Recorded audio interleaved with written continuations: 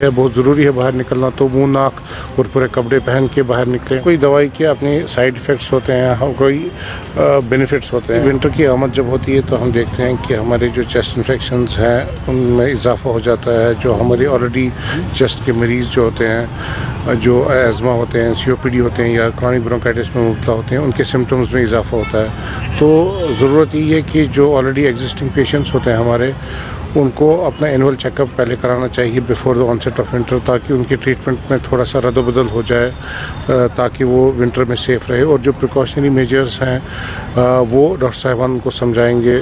Specially जब winter आता है तो हमारे बच्चे जब बुज़ुर्ग होते हैं तो उनमें ज़्यादा चांसेस रहते हैं कि वो चेस्ट इन्फेक्शंस में मुब्तला हो जाए ड्यू टू लो इम्यूनिटी और सर्दी। तो कोशिश ये रहनी चाहिए कि उनको बाहर ना जाने दें सर्दी में। अगर नेसेसरी है, बहुत ज़रूरी है बाहर निकलना, तो मुंह नाक और पूरे कपड़े पहन के बाहर निकलें।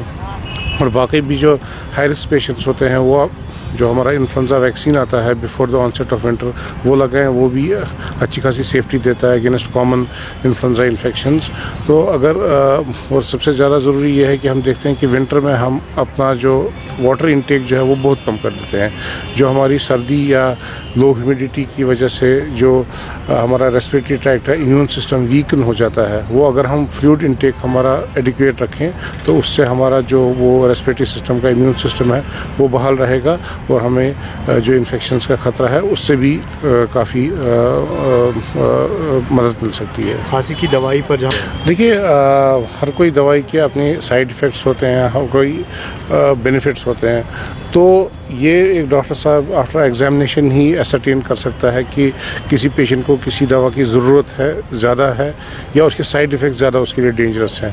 देखिए, नॉर्मली अगर बच्चों की हम बात करें तो जो स्पेशली जो नौनिहाल होते हैं तो उनमें यूजुअली जो एंटीहिस्टामिनिक्स या बाकी ये डिकंजेस्टेंट्स हैं वो एब्सोल्युटली सेफ़ नहीं होते हैं। तो उसमें हम तभी देते हैं जब हमें पूरा एसरटेन होता है कि नहीं, इसके बेनिफिट्स ज़्यादा हैं बनिस्बत की साइड इफ़ेक्ट्स के। इसलिए एक डॉक्टर साहिबान आफ्टर एग्जामिनेशन ही बता सकता है कि किस पेशेंट को किस दवाई की ज़रूरत है। लेकिन अननेसेसरली ओवर द काउंटर जो हम कफ सिरप्स खुद से ले लेते हैं, इनके भी अपने साइड इफ़ेक्ट्स होते हैं। इसलिए against the advice of doctor नहीं जाना चाहिए and you should take always medicine on the advice of doctors only. क्या जम्मू कश्मीर नहीं, देखिए, नमूनिया तो अलग चीज़ है, ये इन्फेक्शन है। इसके हम देखते हैं कि जो इंसिडेंस है काफ़ी बड़ी आफ्टर कोविड। ये इतना ही नहीं, ये बस बैक्टीरियल नमूनिया, वायरल नमूनिया, इसमें काफ़ी अलग अलग टाइप्स ऑफ नमूनिया होते हैं। तो हम देखते हैं कि चूँकि अवेयरनेस लोगों में काफ़ी पैदा हुई after Covid regarding respiratory disease, तो इस वजह से हम देखते हैं कि इंसिडेंस तो काफ़ी बड़ी है। There are multitude of factors जो इसके लिए इन्वॉल्व हैं। एक तो इम्यून सिस्टम, या कोविड के टाइम हमने जो मेडिसिन वगैरह काफ़ी लोगों ने स्टीरॉइड्स ली उसकी वजह से, या वायरल इन्फेक्शंस बहुत कॉमन है specially at the onset of winter season. तो हमारी इंसिडेंस तो देखते हैं कि ऑलमोस्ट कांस्टेंट है। और एक चीज़ हमें देखा कि ड्यूरिंग समर टाइम जब हमारा इंसिडेंस ऑफ नमूनिया कम होती थी, लेकिन हमने देखा कि समर टाइम में भी हमारे काफ़ी पेशेंट्स एडमिट हुए विद नमूनिया।